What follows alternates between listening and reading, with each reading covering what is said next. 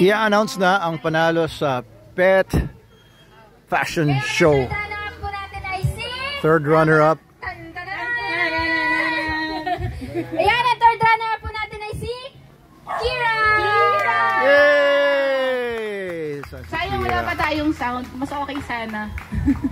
Hello? Ay, first prize. Sa mga sumali po, second prize. Third prize. Pwede sa stage. And ayan, yung third runner-up. Kira. Kira. Sino magpo-phone? Nahulog yung ano na yung Kira. Doc, asa si Doc? Yes! Kasali ka sa picture. Hindi ikaw magpipicture, Doc. Ayan. Para kasama ka po. Ayan, nag-video ako sa TikTok eh. Teka.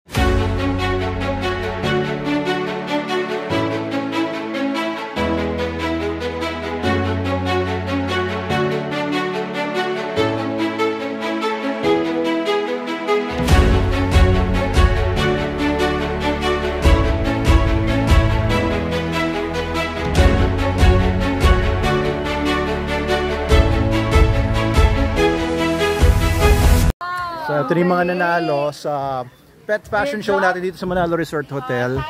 Ayan, ang grand winner ay si Tiny. Ayan. Ayan, yan sila.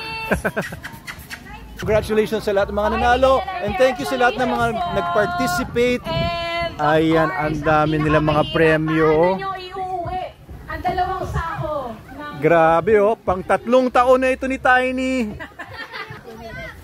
11 daw ang aso ni ma'am, kaya marami makikinabang. Ay, Belgian yun yung matakaw. Takaw yun. Oo. Ayun. Thank you po. Opo. Masaya po ba kayo? Okay po bang sulit na sulit po ba ang punta nyo? Mukha nga po. Thank you po. Bye-bye, Tiny. Ang dami mong dog food ngayon, Tiny. Pwede mo nang hugasan yung mga kilay. Ayos, thank you po. Assist po kayo sa mga premyo na nakuha nyo. So yung mga winners ay may mga dog food, super dog shampoo.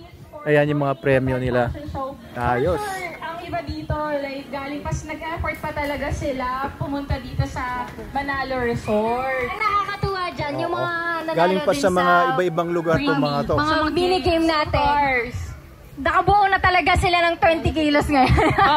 May 20 kilos na sila. Matagal-tagal na ubusin yun kasi ang liliit ng dogs nila. Ang next problem nila, paano nila ibababa lahat yan? Tsaka paano ubusin ang pet nila yun?